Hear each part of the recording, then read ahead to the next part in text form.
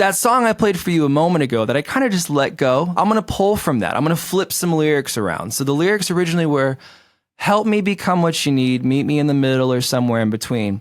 And so here I now have, we'll see if we can make this work. Meet me in the middle or somewhere in between. Help me become what you need. And I thought, oh, that's way more original than what I started with. But if it wasn't for me being willing to write out this thing that felt, I don't know, not the perfect representation of me as an artist. If I wasn't able to do that, I wouldn't have something that I'm now really excited to like continue to write as soon as we get off this. Welcome to Orchestrated, a Musio podcast where we discuss the past, present, and future of music creation to explore exactly what it means to be a musician in the modern era. I'm Chris Hazel, and this week we are diving into the world of songwriting. For some of us, songwriting may have been a natural evolution in our music journeys, but for the rest of us, the prospect of writing a song might actually seem kind of like a daunting task. So this week, Mike Patti and I are joined by the accomplished musician, producer, and songwriter Scott Goldbaum. In addition to performing with massive artists like Sting, Keith Urban, Lauv, Charlotte Lawrence, and more, Scott is also one of the best and most prolific songwriters I've ever met. It seemed like a no-brainer to have him on the pod to help us unravel the ball of yarn that is songwriting. In the episode, Scott shares his thoughts on how to approach songwriting, the importance of self-elucidation and non-judgement in the creative process, and he even shares in real time some great exercises to help you get out of your own way, creatively speaking. So if songwriting is something that you're curious about, keen to try, or even just interested in as a subject, I think you're really going to enjoy this conversation. Let's dive headfirst into the world of songwriting with Scott Goldbaum. Thanks for coming on. I mean, I'm super excited to have you here because the subject matter is one that is near and dear to our hearts. And what is that subject matter? The subject matter is songwriting. Okay, great. Yeah, that sounds really fun. Are we doing this now? Is this happening in real time? Yeah. Are we still okay? We're recording. Yeah, I'll do a whole intro separately. Don't worry about it. But cool. You and I have known each other for a long time. We met in like our late teens, early 20s. Yeah. Our bands were kind of like buddy bands in like the LA Valley. But since then, you've gone on to work with some like pretty amazing acts. Like you've gone on to play with Sting, Keith Urban, Lauv, and that is pretty incredible in its own right. But the thing that I've always admired most about you, or one of the things that I've always admired most about you, is your songwriting. Thanks, man. You've always had this really great way of exploring these complex themes and complex melodies and melding them together in like a beautiful song that's still approachable and not too heady and not too crazy. And one of the things that I've always found is that, you know, songwriting can be this sort of nebulous thing for people, especially if they're just starting out in music. They don't really know where to start with it. It can be this thing that's a little bit mysterious. So I thought maybe we could have a conversation about songwriting to sort of help demystify that process for people. And it's mostly for me. I mean, that's a mystery to me as an instrumental composer for film, TV, and games. I have never written a song before, so Oh, wow. Hopefully I'll learn something today. But I mean, just to get started, how did you first get into music? And then like, how did you discover your love of songwriting? I was a jock in middle school and up to that point, and I broke my nose really badly in a basketball game right before I was supposed to go on this youth group church winter retreat. And I was really bummed that I couldn't go, especially because I had a big crush on like the pastor's daughter and all my friends were going. It was one of those coming of age trips for sure, where you leave the house and you feel like you're really on your own for 4 days or 5 days. Mm-hmm. But the doctor who reset my nose was like, you cannot go to this winter camp retreat where you're going to be throwing snowballs at each other. So I was really disappointed. And when one of the counselors found out that I wasn't able to go, he said, Scotty, don't you have one of those like Costco, like Yamaha guitars? Just bring it. And each day while everybody else is outside throwing snowballs, I'll teach you how to play guitar. And so for 4 days, my first guitar teacher, Matt Price, just locked me in a cabin, and we learned how to play guitar. And situated into that sort of cookie cutter framework of contemporary worship songs, there was no better application for the things that I was learning in like 6th grade, 7th grade. Because, it was like a week later, once we got home, I was then in the youth group band. I was like the third guitarist, where I was able to take the few things I learned about guitar and apply them in a real setting where people are singing back at us, where it's very inconsequential for me because I'm really low. I'm a third guitarist. I didn't need to be up there. But I was also learning about the framework of general songwriting, like an arrangement of verse, chorus, bridge, chorus, out, right? And so having so many of those opportunities on a regular basis, I decided that guitar was going to become a vehicle for songwriting for me before it was anything else. I really felt it benefited my nervous system. It gave me, it made me feel like I was stepping into my own individuality. It was extremely collaborative. So coming from a world of team sports and then moving into a world of being able to collaborate with people on a non-competitive level felt really, really exciting to me.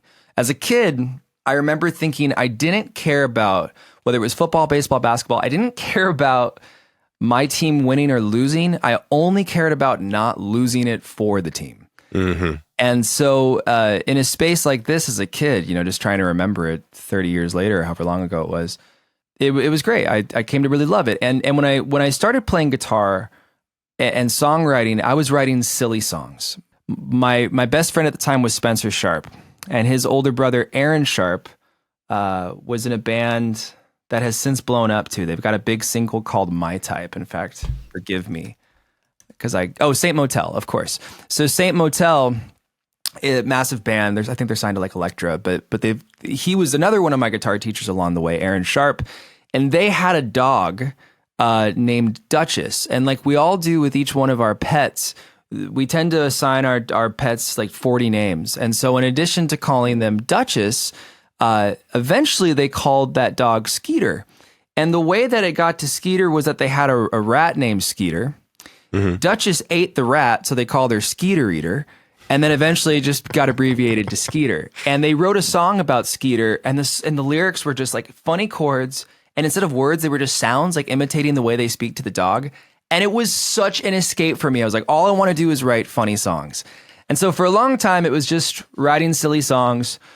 And then it was like a complete 180, as you move into high school and you start taking yourself way too seriously. And that kind of is where you and I merge, where we're talking about, more complex feelings and everything is so melodramatic. And so anyway, so that's kind of what brought me into songwriting and into being in bands my whole adolescence. It was because of being in a fairly well-regarded band in LA. I think this is where we met, The Harm, that we had a fan and her boyfriend, the two of them came to a lot of our shows.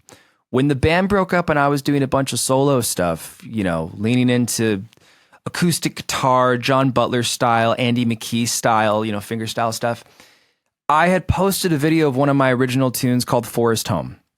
Yep. And the boyfriend to this girl, he had kept tabs on my solo project after my band The Harm broke up. He ended up working as the social media manager for Randy Jackson from American Idol. And so he showed this clip of me to Randy, and that kind of just changed the course of my professional life. I started working with Randy Jackson on a how to play guitar series. And then he came out with his own line of guitars, which we slung on the Home Shopping Network for like 5 years. I remember but it was that. Through Randy, right? I turned it into a drinking game for people at home to watch. And it was through Randy that I got connected with Keith Urban, who wanted to do his own line of educational series, 30 songs in 30 days, and his own line of guitars. He still gives out one of his own personal guitars at every concert he plays. He was a joy to work with. And so I find myself in this like educational niche while I'm still fronting bands in LA. It ended up moving on to working with Fender and their online learning platform, Fender Play. That's been a big undertaking for me since 2017. And then along with that, just the more I opened myself up to opportunities as opposed to just fronting a band and going on tour with my own original music, came opportunities to be in support of other artists like Sting and Lauv and early on Charlotte Lawrence, other American Idol winners like Maddie Poppy, Skylar Grey, wearing a lot of different hats, like saying yes to things before I was probably completely qualified. In Sting's band, it was like, you play mandolin, right? It was like, yeah. And I learned how to play mandolin in time. Like the gig went well, so I can say that in real time now. But the same sort of thing, like you play keyboards, can you music direct? Can you do background vocals? And I think a lot of it was there's a fine line there because you don't want to overpromise and underdeliver. But if you're willing to put in the time, as my wife will attest to those 18-hour days of me working on these things that got me the gig, but at the time I may have felt insecure with, it's since made me those things. I had a session last night where I played mandolin for 2 hours and I loved it. I'm probably taking on a gig this year where I'm going out on tour with the Nord again for the first time in a couple years. So it started with songwriting and saying yes to a lot of things as they presented themselves, eventually having to disband those projects that were kind of, spinning their wheels in the mud, for spinning their tires in the mud. And then and navigating it with an open mind and keeping my overhead as low as I could along the way. It's funny how much of that I can relate to. Like, so my songwriting journey also started out with writing funny songs. I think the first song that I ever wrote was with a friend of mine named Alex. I think we were 8 or 9. I was just learning how to play guitar. One of the first songs that I learned how to play on guitar was Time of Your Life by Green Day. Yeah, it's a rite of passage. Yeah. And and we took that song and we like changed the lyrics. That was our very first thing, our very first foray into songwriting. And then, as you said, you get older and you start getting a little bit more serious. And then all of these other opportunities start coming in that don't necessarily have to do with the thing that you're doing and pursuing as your own thing, but they're sort of an extension of that. And you expand into those things, and they also in turn sort of inform, as you're learning more in these seemingly disconnected worlds, they start to inform your world as well and your songwriting and all of that kind of stuff. For real. As you say that, I think I'm realizing in real time how full circle it's come, because I think for me, I've gotten to a point where the people who take themselves too seriously are the people I take the least seriously. Mm-hmm. And I've been that person. Right. And so I think these days I'm looking for a lot more lightheartedness in songs as opposed to that desperation that's still like, I've become really good friends with Chris Carrabba of Dashboard Confessional. Oh, really? Like my emo god. Yeah, he's a student and I still teach and everything. And he's a student and he's a mentor. He's a big brother more than he'll ever realize. Amazing songwriter. But yeah, hearkening back to that era of just spill your heart out.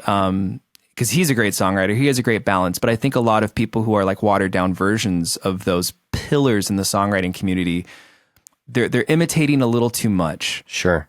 And it gets in, I think that's something that both you and I did growing up, Chris. I remember I was imitating so much that I used to sing with a British accent. My mom just listened to that much Oasis and Bush in the car that I couldn't help from adopting that. But then over time, you hope that you find your own voice. And to Mike's point earlier, we can talk about a lot of tips that I put into place for writing that allows you to kind of get out of your own way.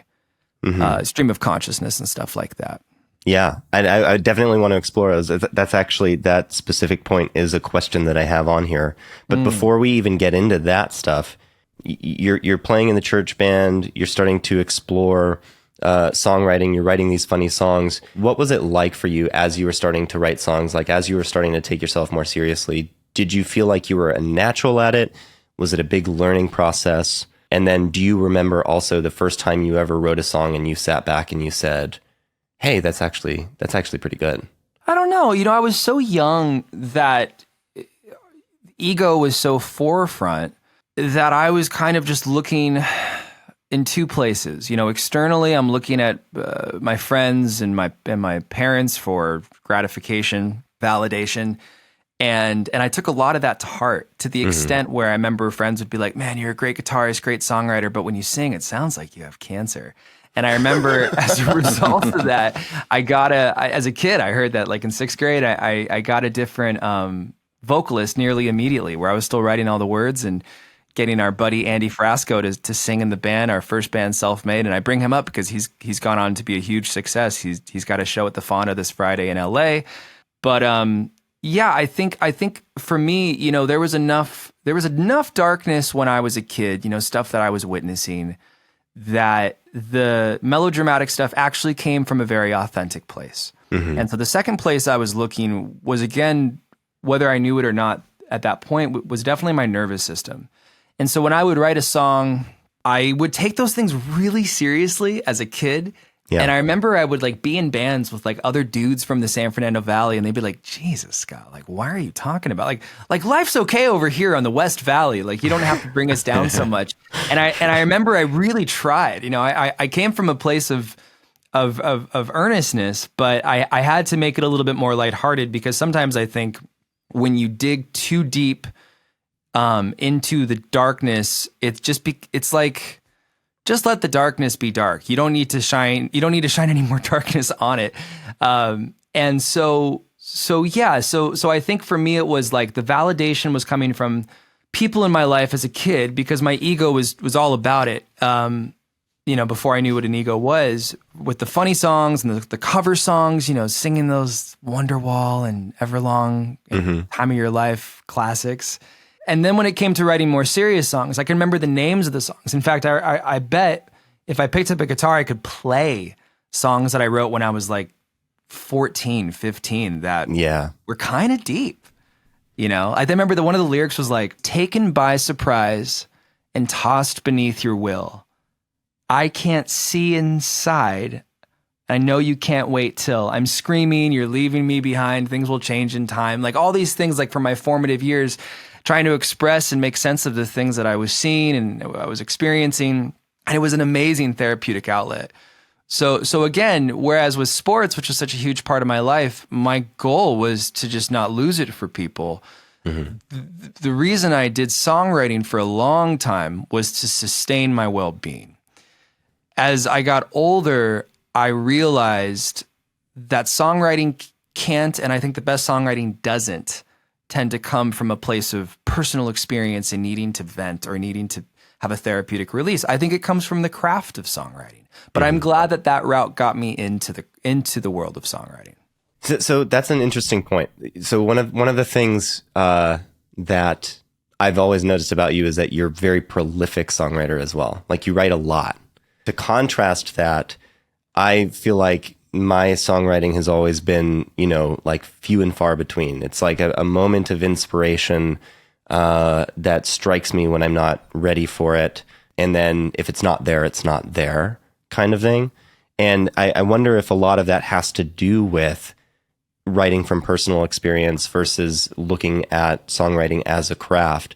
So like, what are some of the things that you would, I'm trying to think of how to say this. I remember one time you and I went to a cafe and we were having dinner, and I was asking you a similar question, and you put a glass on the table and you said, write a song about this glass.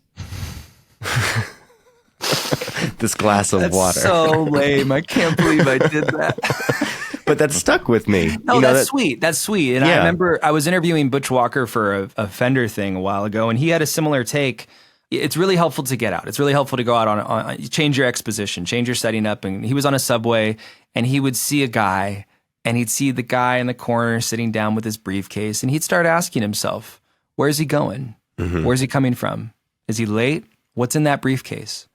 Are those shoes something that he's had for a long time, or are those brand new? Is he wearing what he's wearing to impress people? And he's building a story around that. And I think I can also relate that to Dan Wilson, who's a songwriter. I remember I opened up for him many years ago, and I was able to hear him do these acoustic versions of these songs that he's written that have since been purposed for Adele or Taylor Swift. And he talks a lot about the freedom of writing songs that you're kind of commissioned to write, as opposed to songs that you feel the responsibility of bearing your life experience. It's your magnum opus. It's a precise personal testimony, because who knows your story better than you do? And so I think having something like a glass that you can put on the table, or a stranger that you can look at in the distance and then just start building a story around is extremely liberating and helps you get away from thinking of everything through the lens of quality and preciousness and more through the lens of quantity. Sure. I think about, dude, the truth of the matter is coming on this, I wasn't sure if we were going to talk about songwriting or touring or teaching or navigate, just being a dude in Los Angeles my whole life and trying to make a living doing something relevant to what I love to do. But in all these different seasons where I've had to emphasize these different hats, it's all kind of gone back into the same river where I've toured with a lot of amazing songwriters. So even when I'm not songwriting, I'm studying theirs. Mm-hmm. I remember going on tour with an artist who's a dear friend of mine named Charlotte Lawrence, and her dad is Bill Lawrence, and Bill has created and has been the showrunner of shows like Scrubs, most recently Ted Lasso, bunch of massive shows. Oh, wow. Okay. And I learned through him what a showrunner is. I had no idea until a few years ago. My understanding of a showrunner, what he does, is that he's responsible for overseeing the directing, the casting, the editing, and the writing like 5 days a week. How do you make time when you're so burnt out? You don't have time to be inspired. Right. When you're supposed to write, the rewrite of this script or the forthcoming script on a 22 episode season or whatever it might be. And I was just so inspired pulling from a different medium, applying it to our songwriting medium about, letting go of things needing to be so precious and just leaning into the craft of songwriting. And what I think I've learned is that more is merrier. So if you're right, like one thing I really miss, like I've got my cell phone here and I can't tell you how many times I'm in sessions and we have our notes tab up and we're just using our thumb to write lyrics. Mm-hmm. I think one of the things that I miss in modern songwriting and a lot of the sessions I've seen is people aren't writing like 5 verses to keep the best 2. They're really just chiseling out one verse and then another verse until they're totally finished. And like, I was up pretty late last night because I had this song. In fact, do you think it's possible? I think I want to demonstrate it with the guitar and the voice for a second, if that's cool. Yeah, please do. I was writing this little melody on guitar. We'll see if this mic picks it up.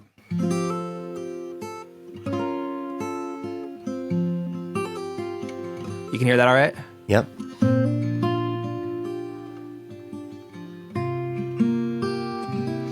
And I think like the working melody and lyrical content was like, help me become what you need. Meet me in the middle or somewhere in between.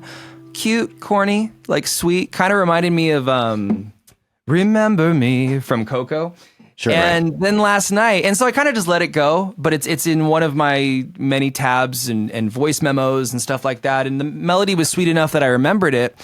But I've been obsessed with the rubber bridge guitar lately. And so I thought as I was writing this thing last night, this will be even more tricky to hear, but let's give it a go. Let's see if I can figure this out.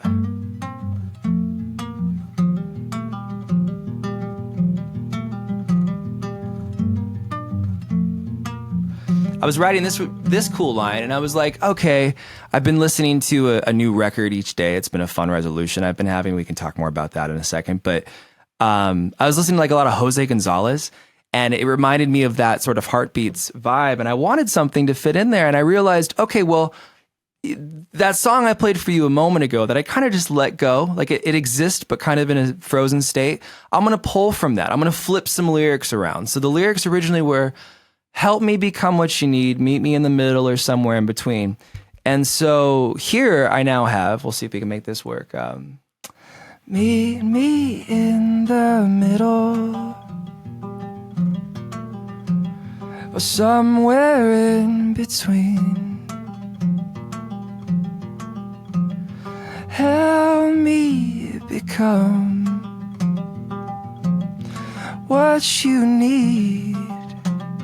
And I thought, oh, that's way more original than what I started with. But if it wasn't for me being willing to write out this thing that felt stolen and not mine, and not so much disingenuous, but I don't know, not the perfect representation of me as an artist. If I wasn't able to do that, I wouldn't have something that I'm now really excited to like continue to write as soon as we get off this. Yeah.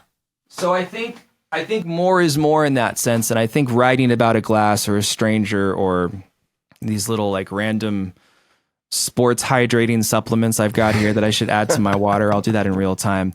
You know, why am I taking these? You know, so, and again, it's just because, again, I think more is more in terms of having things to pull from at a time where we're often creating things out of efficiency. I think it's great when we can take pen to paper, and I tend to write better that way. Yeah. And well, on that specific point, I think writing, like if you're writing lyrics literally pen to paper, like with your hand is a very beneficial thing to do, but I'm going to leave that there. And I'm going to say it's such an important thing from my perspective to be okay with having a half-finished idea or even like just a small snippet of something and then putting it away for a long time, like you said, and digging it out. I think a lot of people, you know, think as a songwriter, you sit down, you write a song, and that's what you do. And they might get discouraged if they go and try to write a song and they can't figure out where to go with it. But there's such a massive part of the songwriting process that is like, hey, this didn't go anywhere. I love this little piece. Like I have this guitar piece. It's like a verse. I haven't figured out where to go for a chorus. I've had it for 4 years, but I keep revisiting it time and time again. And then I'll come up with a different chorus. And then I'm like, yeah, I liked that for a minute, but then now it's not working. But like sometimes you sit down to write a song and it comes out immediately in one sitting. And then sometimes you have these little pieces like you just demonstrated that you carry around with you for months or even years. Yeah. And then as you grow as a person and as you change as a person, the context of that music in your life and in your brain and in your experience changes as well. And you might actually have a different idea for where to take it, right? Yeah. Yeah. I think that's a really beautiful way of putting it, that leave space in your writing. Don't feel that urgency that you have to finish it all up at age 32. Because at age 35, you know, if there's still 3/4 or a quarter of the song left to be written, you might want those 3 years of experience to maximize the potential impact of that song. Yeah. Yeah. And to be honest, man, you know, I think that writing insulated, like if I'm too in a box, especially because lyrical content's involved, you know, different from a lot of the stuff that Mike's producing and composing on a regular basis, I find it essential. Like from my early years of like whenever I had an idea and I'd show it to my mom, or now my wife, who's 10 times more musically inclined than I am, like having an individual and then expanding that to a tribe of chosen colleagues that you can send your music to along the way for feedback is invaluable. It's really invaluable. It kind of breathes a little bit more life into it. So whether I'm writing these like instrumental compositions, I've been doing that a lot lately, you know, putting library stuff together. And I'm surrounded in this little, you know, this is like 100 square foot studio, and I've just got instruments quite literally just surrounding me. I just spin and grab one. And so I've been writing just like that. I'll grab an instrument and then I'll add a bass, or I'll add a banjo, whatever. I'll play with MIDI, or I'll play with the Prophet, and I'll even grab this thing that I've been obsessed with, this little Kirby, what is it called? Automaton. Oh, yeah. These are great. Oh, yeah. Can't get enough of these guys. There it is. Yeah, you can see the appeal. So that goes to say, I still have groups of people. And when I say colleagues, they don't have to be musicians, just groups of people, because my mom wasn't a musician. Right. Just people to share some things with, inconsequentially, and say, hey, here's the thing I'm working on, and still seeing how they respond to it, because quite often I'm just too locked in my own head. So I think it's very critical to have people to share these things with when it comes to songwriting. And it also is really great because we all have our defaults as players, as writers, and whether it's because we don't want to admit to them, or they just may be blind spots to us. It's really helpful to have another set of eyes to be like, oh, even if it's diplomatic, they're like, this really reminds me of what you did on this last song. And then you realize, oh, okay, I'm doing my shtick. Yeah. So yeah, I think having a tribe of people that you can inconsequentially send things to, whether they're half-baked or fully mastered, is beneficial. I have a question for you. First of all, this is very interesting. And, you know, songwriting for someone like myself, and probably many of the people that follow Cinesamples and Musio, are primarily orchestral, cinematic composers. And there's probably a small percentage of us that have actually tried to do songwriting. But I had a question for you, which is, as professionals, what we have to do is get really good at our craft so that when we get the chance to write something, we have to be able to perform quickly and write whatever is needed for that situation. Are you ever in a situation like that where it's like, hey, 3 p.m., we need this song, and crank it out? And what do you do? I'm trying to see if there's a parallel with, for us, you know, it's like classical music theory nerds. We get our bag of tricks. We talked about this in a previous podcast. You kind of develop that bag of tricks that you can kind of draw from when you're on a deadline. Is there a similar parallel there for being a songwriter who needs to create, because we're talking about craftsmanship, and you need to do it, you know, by a certain time or whatever? I think the closest parallel that I can come up with would have a lot to do with licensing opportunities. And I'm not so into the world of getting briefs of we want to sound alike, or we want a song that fits this bill, this general tempo with a lot of adjectives to describe what they're going for, to be in the background of this, you know, Banana Republic commercial or whatever it may be. I haven't really spent much time navigating big licenses or where songs are written from ground up for that reason, but I'm sure it exists. You know, I've got plenty of people that can speak to that really well. I have a friend named Jenna Morenga who's goes by Isla June. They're an amazing artist, and they've also kind of pivoted their focus on producing a lot of their content with really quick turnarounds for exactly what you're describing. I think because I've kind of veered in and out of, okay, I'm writing a lot of music all the time, but I'm also so frequently in service to artists. My experience with urgency usually has to do with the sideman world of like, all right, I've got to get up to speed with learning how to play these parts for this gig, go on this tour, learn something for like a late night TV show, get background vocals. You know, in fact, it's not often that my creative production world tends to collide with my live touring world. This year, I might, for the first time, because the reality of it is that I've played my original songs plenty. You know, I've toured and I've done that, but not on the stages, not on the types of theaters and arenas where the artist I'm playing for have. But it looks like this year I'm going to be working with an artist I can't say quite yet, but who I've actually gotten to play a lot on their record and write a lot of parts for. And so that will be a new experience to get to take those things that I've played on the studio and that I feel like I have some ownership in, and get to play for, you know, people at the Greek Theater or the Hollywood Bowl or something like that. But yeah, as far as like turnaround, I'm sure there is. It's just I don't have enough experience in the licensing world to. Yeah, I guess it's kind of like, there's times where you need to write something and you're getting yourself out of the way. It's you're in service to something else. And for me, this is something I've done probably 98% of the time. And every once in a while I get to just write something for myself. Yeah. And it's very rewarding, but sometimes it's challenging when you don't have the practice of just like, well, who am I? What can I'm used to just writing something for this scene or for this trailer or for this television show.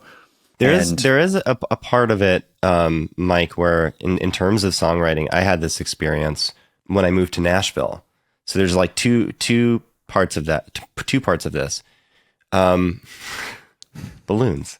So in Nashville, co-writing is a really big thing. A lot of people do, will get together with a team of writers, and you'll get into a room and you'll write a song together, and then someone will go out and pitch that to different artists. That's much more akin to composing, right? Where you have a project that you're working on, and those kinds of things. Yeah. There's also the aspect of writing for another artist, which I've done a couple of times as well. Like, an artist wants an EP, and you're writing and producing this EP for them or something.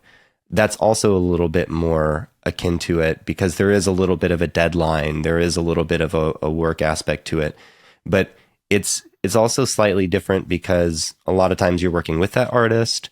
There is still the songwriter process that you're going through of, exploring these different ideas, exploring the different melodic content, the different lyrical content, what you want the song to be about.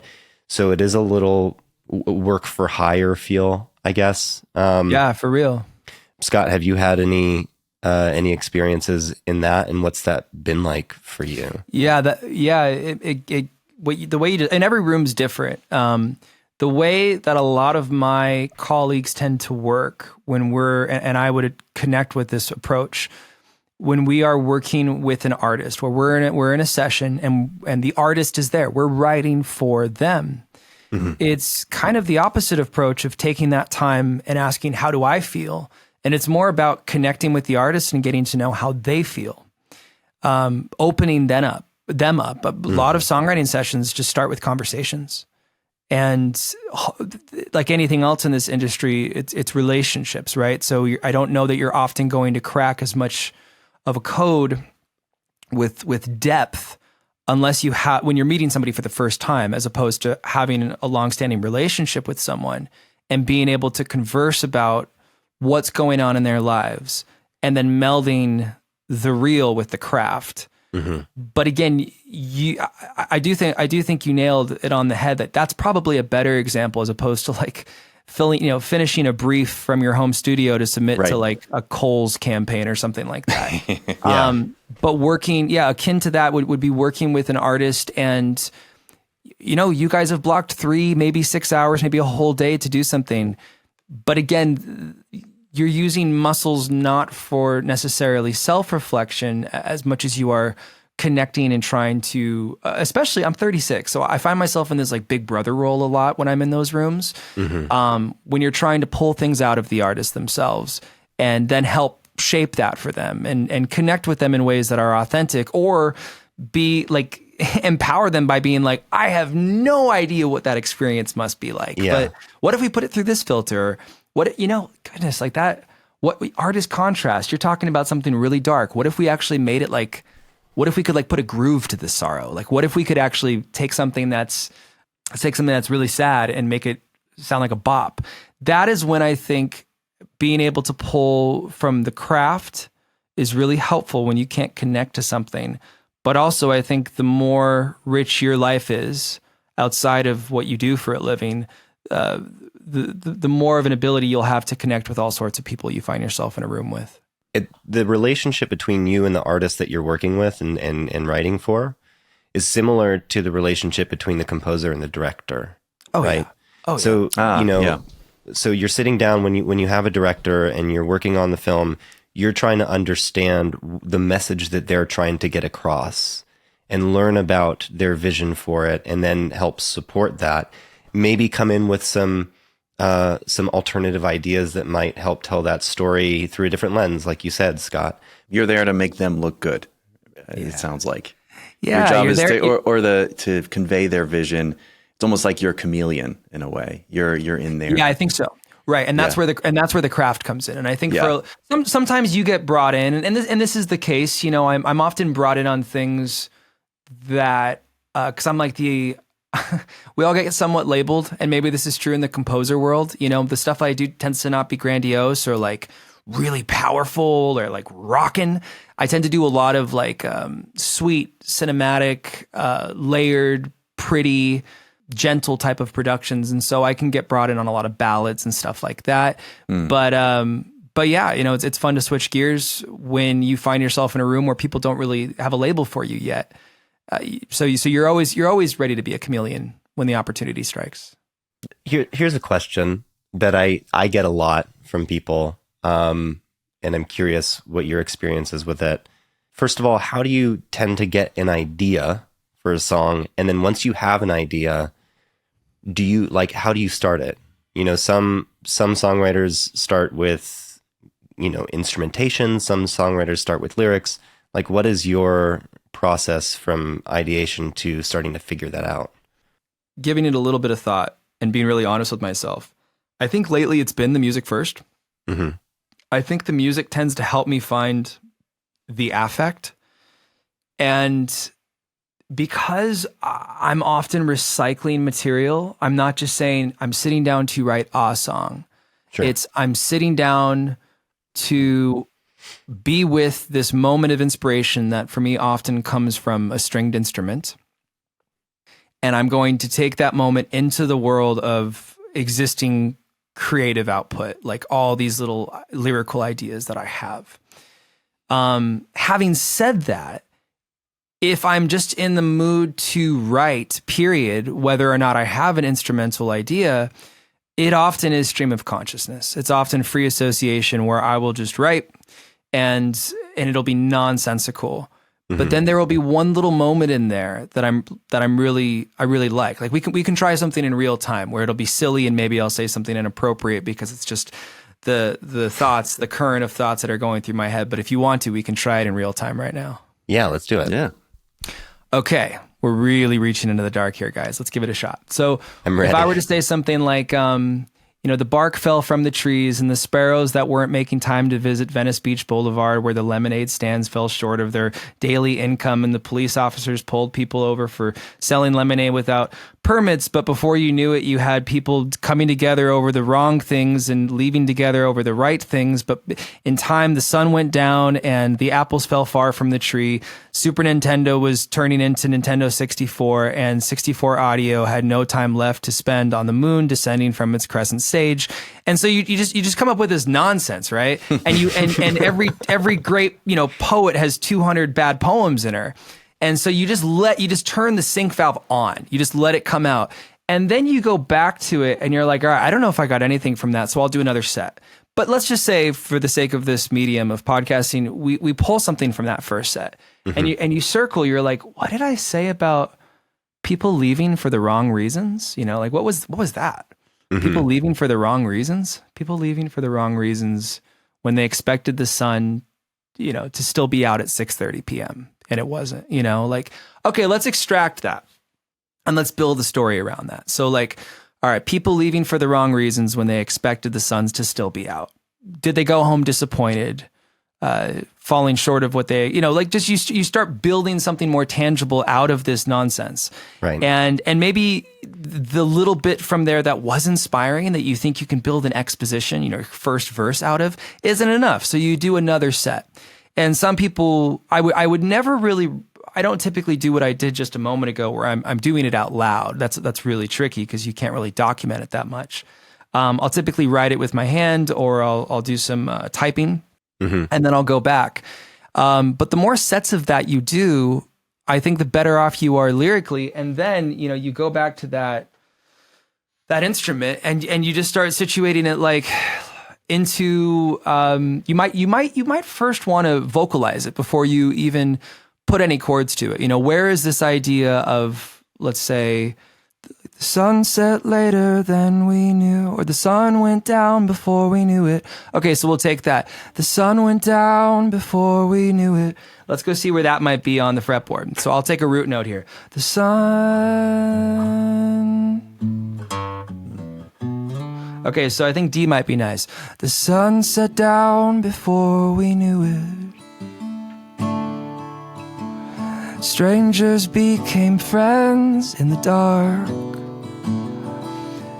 We were walking with the blinders on.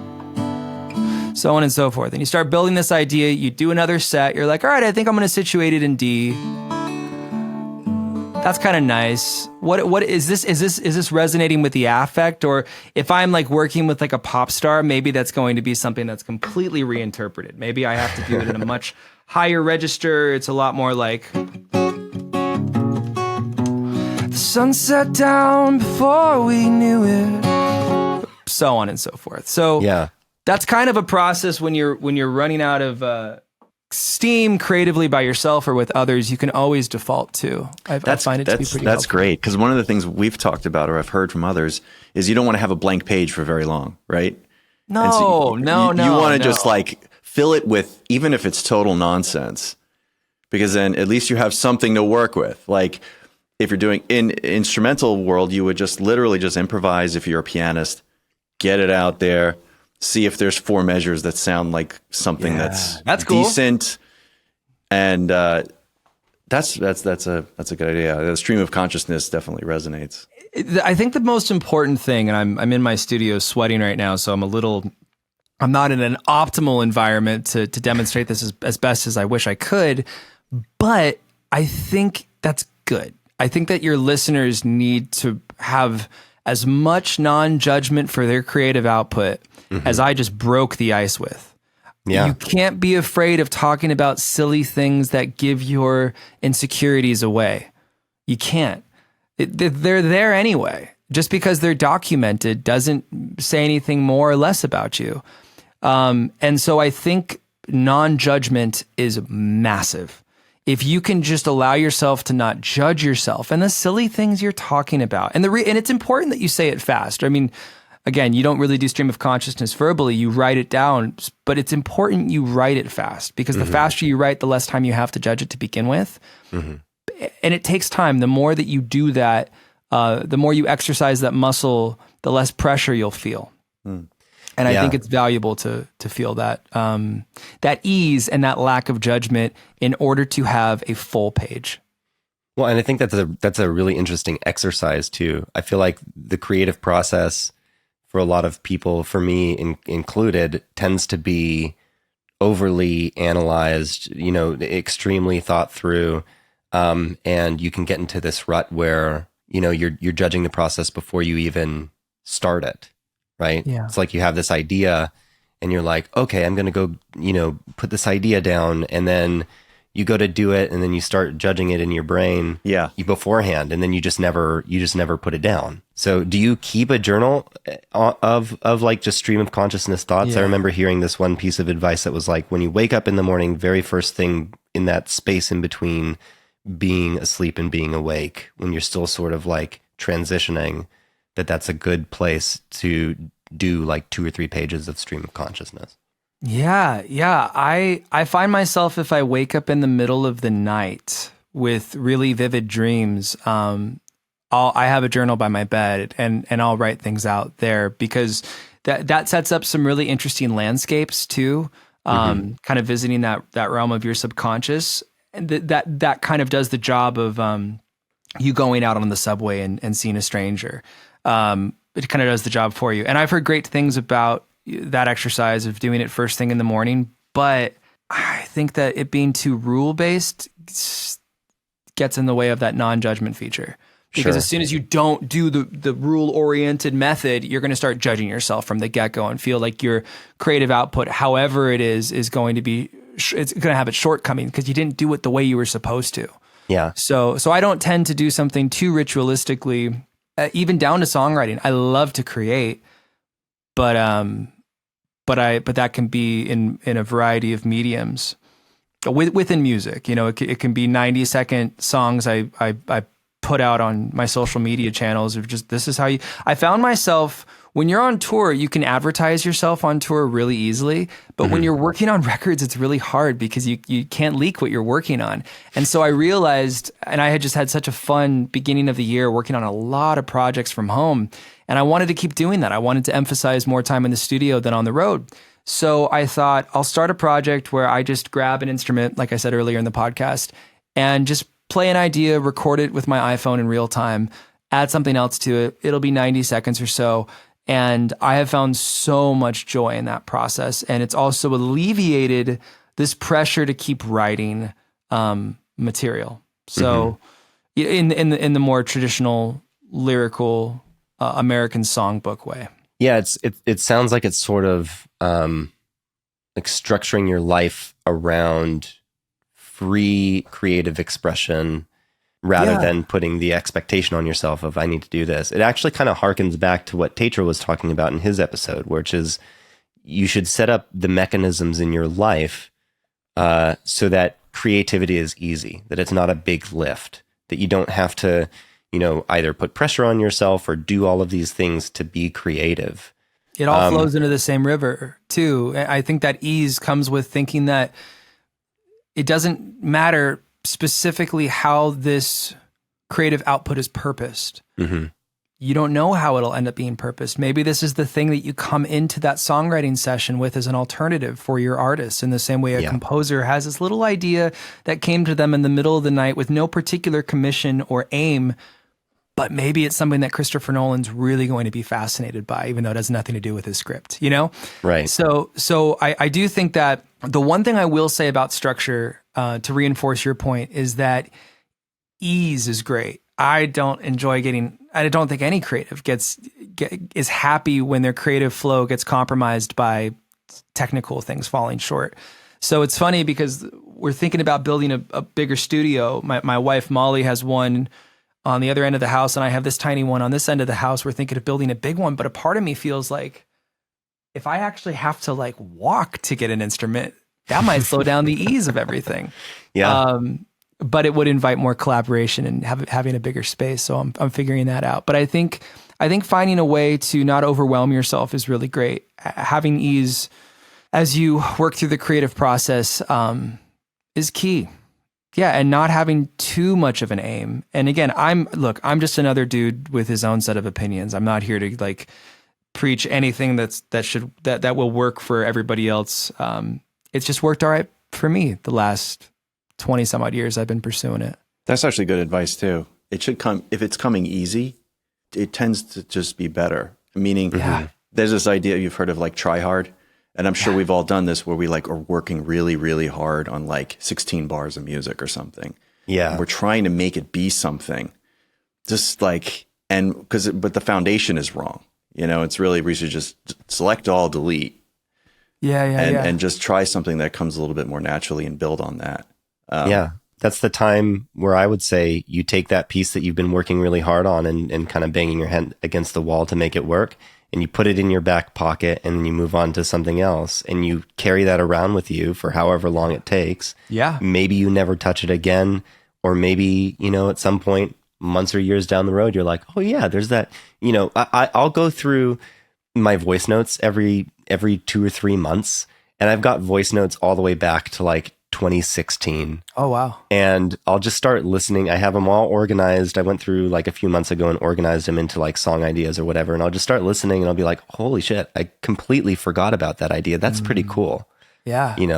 Maybe I'll pull that out and give it another go. No, absolutely. I think if you're only making it through 3/4 of those 16 bars and you're like, oh man, it's got to be perfect because these first 12 are precious.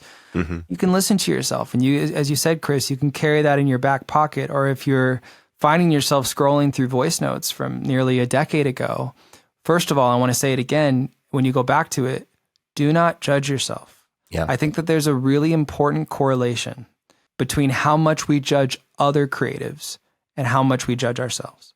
And the more we judge other creatives, I tend to think we are less prolific. Mm-hmm. Because we know the depths at which people can criticize our work because of how much we're capable of criticizing others' work.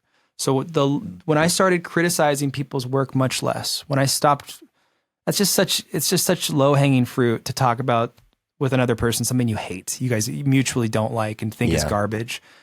And that to me, I think is toxic to you as a creative. So if you can go back to those voice notes without judgment, there's gold in there. You're telling me there's pre-existing data, clay that is mine as far as you know, that you could just get to apply to this next thing. I'm telling you, last night around midnight, I was just, I had this cool guitar thing on this rubber bridge, and it's great. Have instruments that inspire you, find things that inspire you. I've been really into using this meditation bowl lately. I can't get enough of this sound. I think it's E flat, but anytime it fits anything, I'm just I'm throwing it in the mix. It just inspires me. And everything's in E flat then, yeah. Yeah, right. Everything's in E flat. So I'll send you guys some samples of that application. It's pretty cool. But that goes to say, find things that inspire you. And then once you're inspired, go back to something that once inspired you that you left incomplete. And maybe those weeks, months, years, decades in time, as they've passed, you've written something that really fulfills you much more than it would have if you pushed through it. Because again, the reason we're saying, hey, don't be precious with things, we're not saying don't be precious with things and then release. We're saying, like, just as a creative exercise, again, every great poet has 200 bad poems in them. Another thing I will say on the note, just as I bring up poetry, I love this poet, Billy Collins. He put it this way once: when he's writing a poem, he looks at Wizard of Oz as a really great reference point. Don't start with the flying monkeys. Don't start with the flying monkeys. Start in Kansas. Flatlands, natural disaster, something that we can all grasp. She wakes up with golden roads and all these anthropomorphic figures. And then they walk through this forest and they experience all these wild things, these surreal settings. And then the flying monkeys come.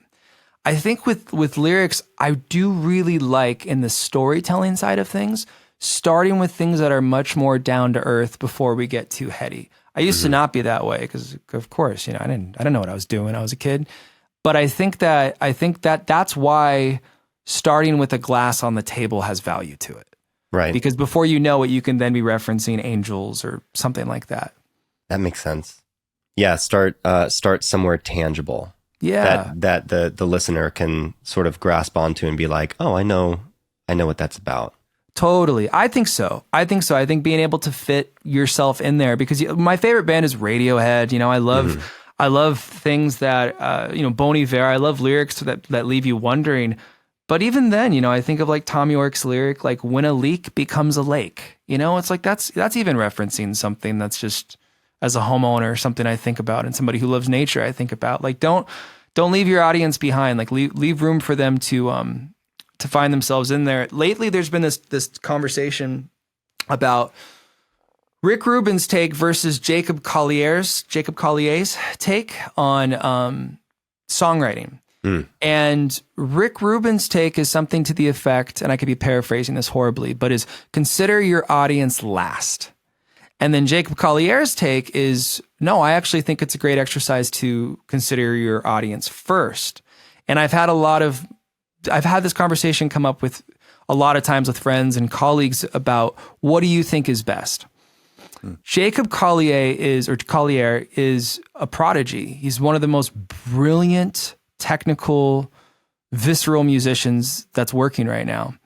And then on the other side, you have someone like Rick Rubin, and these memes have gone wild where he just says out loud, he goes, I have no technical ability. Yeah. I don't know what I'm doing with a soundboard. I think in those instances, both are right. Yeah. If you're Jacob and you could do anything and everything, well, it's quite possible that if you're only thinking about yourself, the end result could be pretty masturbatory. Sure. But if you're Rick Rubin and you have limited resources and your goal is to be as present with the collaborators in your room that presumably also have finite resources creatively, then let's just think about this moment. Let's not think about the audience, because we might shape this into something we think they want. And so that just goes to say, on the spectrum of songwriting, everybody is clearly coming into a room with different offerings. And that's why I go back again and again to non-judgement and being prolific. Exercising that muscle is great. Going for a creative walk every day. It's not just good in the short term. It's massively beneficial in the long term. Well, and there's a big piece of that example that you gave too, with Rick Rubin and Jacob Collier. Forgot his first name. It's like understanding yourself, you know what I mean? And building the mechanisms or pieces into it from a place of understanding yourself, which is kind of what songwriting is, right? It's like songwriting is, to a degree, an exploration of self. And then when you sort of extrapolate it into an example like that one, it's like, well, what are you coming in with? Where are you coming from? Where are you trying to go? What's your goal here? It's Jacob Collier understanding that if he focuses on the audience first, it will keep his music from being too masturbatory because he is working with an entirely different tool set than Rick Rubin. Whereas Rick Rubin's mystical power is essentially to be in that present moment, and it's essentially to like draw that out of the artists that he's working with. You know, I really connect to that way of looking at it, man. Yeah. Self-elucidation. That's just good work that doesn't seem relevant to being a songwriter, but I think it's really helpful. Yeah. And that's why I guess that all the sort of adjacent things like journaling and meditation and intentional, I don't want to say isolation, but solitude, to spend that time with yourself in order to get an idea of who you are, is really, really beneficial in the songwriting community. Yeah. And that self-awareness feeds the songwriting feeds the self-awareness, and it's sort of this like holistic symbiotic thing, right? Yeah, dude. I mean, like anything else, I'm getting in my own head right now about like how silly that stream of consciousness exercise that we did in real time was. Like, oh my goodness. I thought it was awesome. maybe we'll do this more and I'll get better at it. But goodness, like the grace that you have to give yourself in order to become so confident and calm in things. It's like, it's such a superpower if you're willing to risk embarrassing yourself creatively in order to work those muscles. You have to be willing to take chances that are coming from a real sincere place that don't get it. You want to have self-awareness, but you also don't want to keep yourself in a box. You don't want to feel so self-critical. And again, I think there's an important correlation between criticizing others and criticizing yourself. So the less you do it to others, the less you'll do it to yourself. But those sorts of things, I just think it's important to practice exercising those muscles. If not to eventually be like, okay, so do less next time. Don't insert yourself in this way. You've learned from that. Yeah, man, not to go off the topic of songwriting, but I think in our industry, it's a fine line of playing by the rules, but as creatives, that's almost counterintuitive at times. Yeah, it's kind of antithetical to who we are. Well, you said it before when you said, I need someone who can play the mandolin. And you're like, yes, I play the mandolin. Right. I mean, but it puts yourself in this situation where you kind of have imposter syndrome. But I think that like, this is good advice, I think for younger people who might be just out of college or they're in their 20s. It's like, just, you don't know who you are yet, just go for it. If you get an opportunity, just get ready to fail, just put yourself in an uncomfortable situation. And if you feel like an imposter, that's probably a good thing. Cause I think so too. I think so too. I fail forward, wrong and strong. I've heard before. Yeah. But, and at that age, I think that's a good point, Mike, like really bringing it to younger folks at that age, especially, whether it's like late teens, early mid 20s, those are great periods of time in your life to not get sleep because you're learning the new instrument to play on just those 2 out of 8 songs in that set that's going to get you on your first world tour and introduce you to members of the band you're opening for who may one day ask you to then play keyboards or mandolin or these auxiliary instruments. And before you know it, you're silly to call yourself an imposter because you've been doing this on the road for 6 months or a year and you have a documented resume. Because you said yes, you didn't put yourself in too narrow of a box. Exactly. And you were willing to potentially fail. Just remember, if you say yes, you have to put in that stupid amount of work. Yeah. So at least you did give it your best. Yeah. And when you're young, your brain still works, Yeah. There's a little bit more neural plasticity. When you're 43 like me, it takes a lot longer. Like I challenged myself to learn how to solve a Rubik's Cube last year. And it took me forever because it was like the brain is trying to learn something new. And it's just like, man, if I was 23, I would have nailed this much faster. Yeah. But I want to adopt that. It's a good thing to do when you're young. Do you guys feel, not to be the one asking questions, but you mentioned neuroplasticity, and do you guys feel like there are values to, or there is a value to journaling as well, like in the composer world? The reason I bring that up is because I know there's this great exercise that when you go through difficult times ranging from like, oh, this was hard to this was extremely traumatic and you're suffering through PTSD, there are exercises via journaling where you write for anywhere from 15 to 30 minutes straight about the facts of the hardest time of your life, how you felt about it, how you feel about it now. And you do that 15 to 30 minutes straight. You do that 4 consecutive days in a row. And there's been a lot of, it's done things to like relieve people of fibromyalgia, of IBS, and it's helped a tremendous amount of people through PTSD. And as I was navigating some really scary health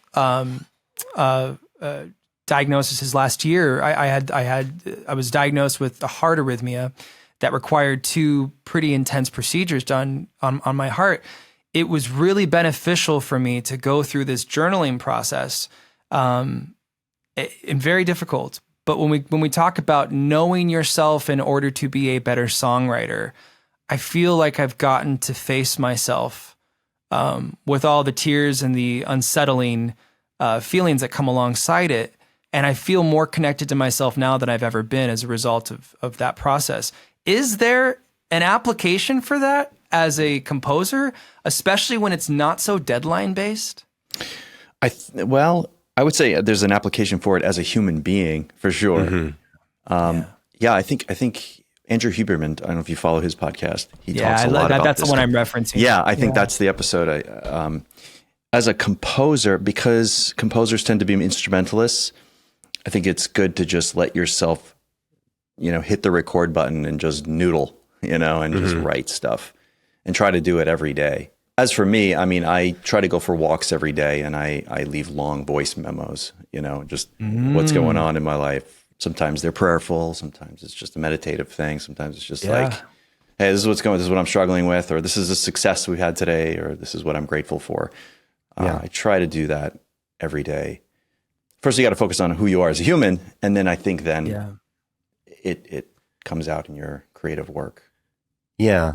Yeah. On that note, I think inherently any kind of creative work does involve some kind of self-awareness. And in the context of film composing, it's like, what are you doing? What's your job there? Your job there is to support the story and the emotional aspects of that story. The more in touch you are with your emotions, the more in touch you can be with what the emotional aspect of this part of the story is. Because you are essentially, really with any kind of music or any kind of art, at least the way I view it is, you are essentially sort of like synthesizing emotion into something that's a little bit more tangible, whether it's visual art or sonic landscapes or things like that. You're trying to create a feeling and an emotion in the person who is consuming that art. So in order to do that, whether you're writing your own music or, supporting somebody else's vision, any kind of exercise, whether it's journaling or speaking into, a journal app or something like that, any kind of self-exploration is going to help you be a little bit more honest internally with what's going on with your emotions. And that will, like you said, Mike, inherently, whether directly or indirectly, affect your creative output. Yeah. I think when composers get older, it's kind of like, it's like a fine wine. Hopefully it gets better with time. I know John Williams is obviously my hero. And one of the first films he did, he was 45, so it gives us hope. Wow. And it was Jaws, I believe, in 1976, 77. It's just such a brilliant score, the detail, the craftsmanship. But it's almost like for him, like all of the stuff that we struggle with, like, all right, what's the range of the flute? None of that stuff matters to someone like him at that age. Right. And it just, all the details come secondary where he can just hear it in his mind and be able to just execute on it. And I think that just comes with the challenges and successes of life. And I'm sure there's connection. Man. I mean, this is a great conversation because I never think about this stuff. So yeah. Well, yeah, no. And you bring up John Williams. We've been going to the Hollywood Bowl just about every year, for the last 15 years to see his nights. And I am truly, I don't think I've ever seen a crowd of 17,000 people like that go so hard for like a 4 encore night with Oh them. yeah, it's the best. We just rage, and it says so much about wanting to know the story of the storyteller. Yeah. And he's a composer. You know, he's also the most like decorated Academy Award winner. But like, I think that's a really good point, Chris. Is being willing to place some emphasis on who you are when you're telling any story in any medium, because whether you want it to or not, it will be filtered through you. Absolutely. And so I think that I don't want to be too hippy dippy, as my beloved mother-in-law might say. Shout out Frankfort, Kentucky. But that goes to say, I do think that there is value in self-elucidation as a practice, you know, whether it's journaling, or I also connect with what you were talking about, Mike, just going on those walks with the voice memo and reflecting, that solitude, that reflection. I think it kind of clears things out as you go into a session. You're much more of an open vehicle. You can default to your bag of tricks, like that's all in your muscles and your instincts, but you're not muddying up areas where you can more clearly receive unforeseen inspiration. You're not muddying up those areas. You're open to it. And then you have the technical skill to just roll with it. And I think that's absolutely applicable to modern day songwriting. You know, I will give shout outs to a couple songwriters who I think are just carrying that torch so unbelievably well right now. Though, in fact, I'll just keep it to one to not take up too much of your guys' time, but I can't get enough of Madison Cunningham right now. This woman is an extraordinary player, writer, lyricist, insane singer. And if people could just model that, be inspired by what she's doing, I'm telling you, start with any song, any record. But Madison Cunningham, man, one of the most inspiring songwriters I have seen in a very, very long time. I'll have to check her out. I haven't heard of her. Yeah. Can't say enough about her. So good. Yes, I think my daughter is into her. I have a 16-year-old daughter. Yeah, Madison Cunningham. Yeah. That pumps me up. Okay. That if she's like excited, if a 16-year-old person is excited about Maddie Cunningham, then I'm stoked about Gen Z. That's good news. That's good news. Yeah. So in talking about exploring yourself in the vulnerability, taking that sort of deep dive, it's one thing to do that on your own.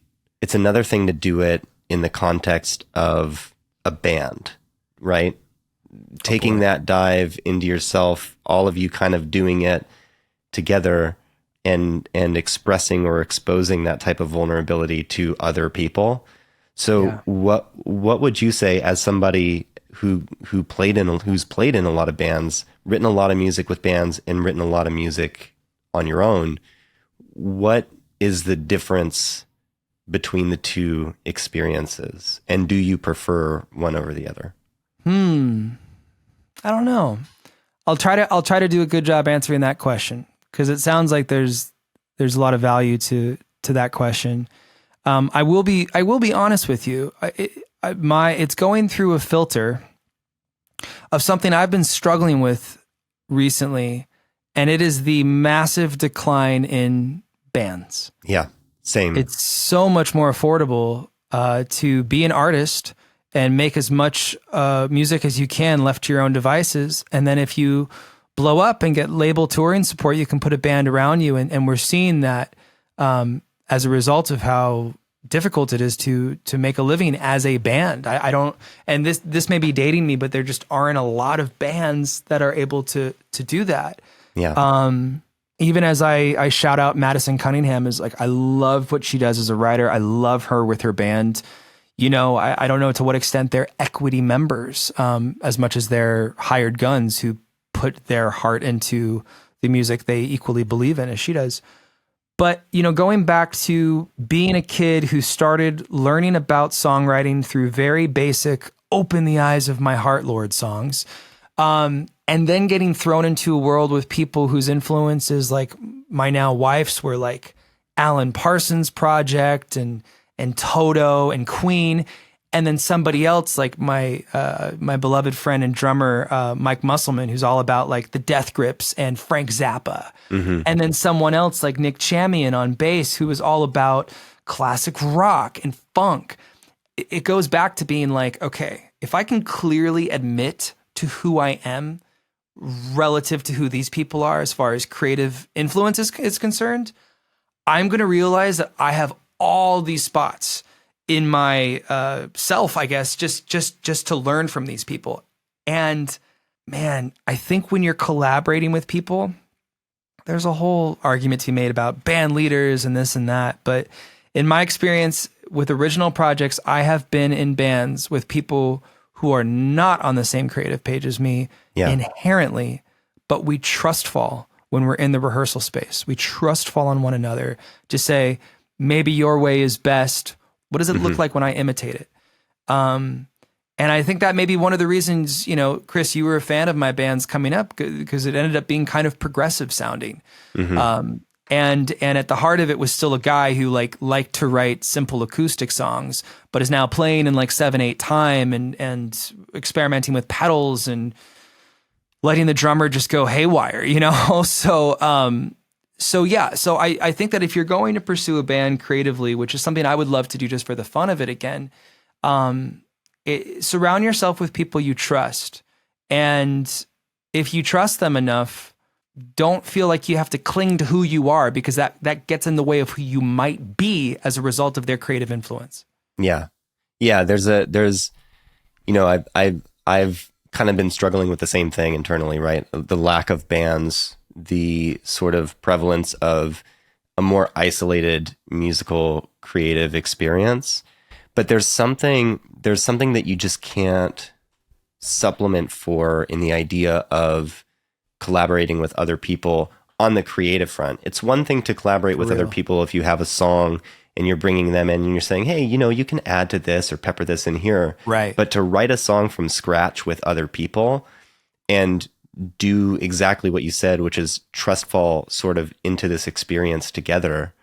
One of the things that that has echoed in my head for a couple of years now is I alone am only as good as my own limitations. Yeah. Right? I have limitations, as everybody does, when it comes to skill or the way that I think about music or the way that I approach creativity. But when you put yourself into a room with 3 or 4 or 5 other people and you're all creating together, you're going to sort of inherently, if you have that trust open, start to expand each other's limitations. Because now you're working with someone who approaches music from a completely different perspective, and it's something that maybe you never thought you would ever like, but then you try it on and you're like, oh, actually this feels good. This perspective feels good to wear. This approach is actually kind of nice. And it even if your goal is not to have a successful music career as a band, even if you are a more inherently individual creator, playing in a band is only going to make you better as a creator and vice versa.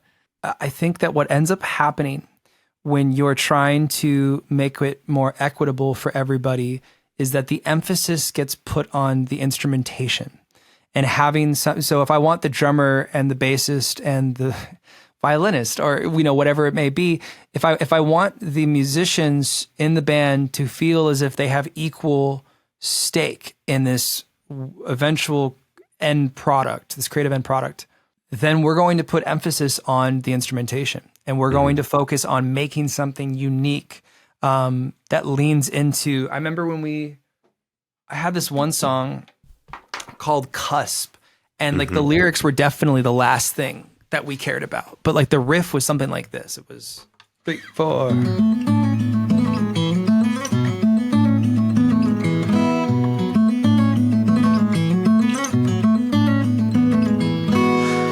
And just hey, that's weird and cool. And can we all come together to make something let's get some counter melodies in there on the strings and let's have the drums really groove. But I remember hearing this back in the day, and as a millennial, it's we call it the Incubus effect. When you're watching Incubus play live, pick any band member. You could just focus on them equally as much as Brandon Boyd or anybody else. Yeah. And so when I'm writing in a band, and if I were to write again now, I would take that approach that I hear with Radiohead or their newer trio, The Smile, and I would write something really interesting musically, and then I would write vocals to fit that interesting idea first. I think that's an amazing exercise as a lyricist, as a vocalist, to fit into pre-existing instrumentation. I think that's more fun for everybody. I think it gives more equity, like authentic equity, to the musicians in the band who perhaps aren't writing lyrical content or singing. And it's how I like to do it. And it's really exciting. And I think that left to my own devices, I can still write things that way. Like if you check out an EP I put out in 2021, I have a song on there called Trigger Finger. And that was me left to my own devices as best as I could, doing something harkening back to the era of me being in bands and writing weird time signatures with the instrumentation in the forefront, you know, and then fitting crazy lyrical content into it after the fact. That's awesome. Yeah, it's funny you when you were walking us through your process of the stream of consciousness writing and then starting with the lyrics and then finding a vocal melody and then fitting music to that. Yeah, chord progression to fit into the melody. Yeah, the complete opposite of the way that I do it. It's always music first for me. That's dope. But hey, I know we set aside an hour and a half, and I don't want to keep you any longer than the time that we've put aside because I know we're all busy people and we have things to do. So just one last question from me is like, if any of the listeners are curious about songwriting or just sort of starting to experiment with songwriting, what is a piece of advice that you would sort of impart to them, you know, as they start to embark on their journey into songwriting? Embrace the weird. I would say embrace the weird. A lot of great songwriters know you only really need to know how to play 3 chords to write 3,000 songs. Don't worry about fitting in to your local songwriter scene. If there's a way that you feel, back to Chris's point earlier, that writing a song is a means for getting closer to figuring out who you are, it's a means for expressing your identity more and more with every tune, then don't be afraid of doing things outside of the norm as a writer. And as you do it, I think the only way, and this is taking a tip from Ira Glass, the only way that your artistic output will eventually be on the same level as your taste is by going through a volume of work. Mm-hmm. So don't be too precious about things. As a teacher, because I still work with music education so much, when we lean into the creative, it's the perfectionist who are the ones who struggle to put out the most. And as I've demonstrated in this podcast, trying to do stream of consciousness for the first time, don't worry about it being perfect. Before you put it out there. It's an important muscle to exercise. I'll say it a third time. Every great poet has 200 bad poems in her. That might also be from Billy Collins, but I think it's critical that you embrace the weird, do it with non-judgment, and yeah, I think more is more. The more you write, the better. And then over time, if you're able to really turn this into something that you're able to do on a consistent basis, refinement is great. Refinement's there, and you'll find it in a variety of ways. It may come to you in one sitting. It really might. Some amazing songs have. That's why people can work in half-day sessions and turn out a massive pop song. Mm-hmm. But it also may be a failed day to you until a few years later you pick up that 3/4 of stuff you liked and you complete it, and it's a much more meaningful thing than it would have been if you pushed through it then. So I think that's my advice. Awesome, man. What are you working on that you're excited about? Where can people keep up with you? Like I said, and I think that it's cool to talk about this too, because I have found a lot of benefit from people being transparent with the stuff they're going through. So last year, my life turned upside down when I was diagnosed with atrial fibrillation and atrial flutter and atrial tachycardia. And I wasn't able to tour. So I spent a lot of time as I was trying to figure out the best way to treat what I was going through, writing. And so whether I want it to be or not, it's turned out to be a bit of a concept record, going through those motions of getting better. And I'm also very happy to say I'm doing a lot better. I was able to get a procedure done in December that seems to be keeping me in really great shape. I'm coming up on 4 months without any episodes. And Dude, that's amazing. Yeah. I couldn't be happier. So, but it was a very, very, very dark period. And thank God I had access to these creative outlets. So I'm working on finishing up that collection of songs. And so I'm not sure when that'll come out because I'm also playing on other people's records and I'm teaching a bunch of people and I'm doing some composing for the first time now, which is really exciting. But I think that one thing I'm excited to point to, considering what the majority of what we've been talking about today is songwriting, is this eventual record that I'll be releasing before the end of the year.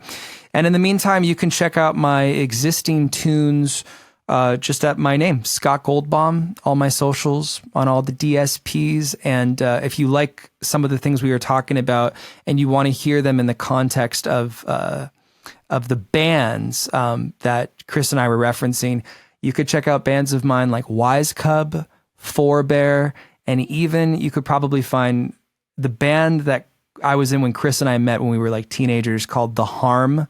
The Harm Music on Bandcamp probably has a bunch of our stuff there. So if you want to dive into and to hear me at my angstiest, feel free to do a deep dive there. And I'll attest, it's worth it. Forebear was my absolute favorite Los Angeles local band while you guys were together. And so was The Harm, for that matter. Thanks, Homie. Yeah, well, it's there's been some talk about us in our older age, be it remotely or coming together at our boy Matt Tuggle. Matt Tuggle was a founding member of The Harm when we were kids, and he's gone on to become a massive engineer working with John Mayer and Greg Kirsten, and he's got a home studio now, so we may be revisiting that and making a record, 15 years later, 20 years later.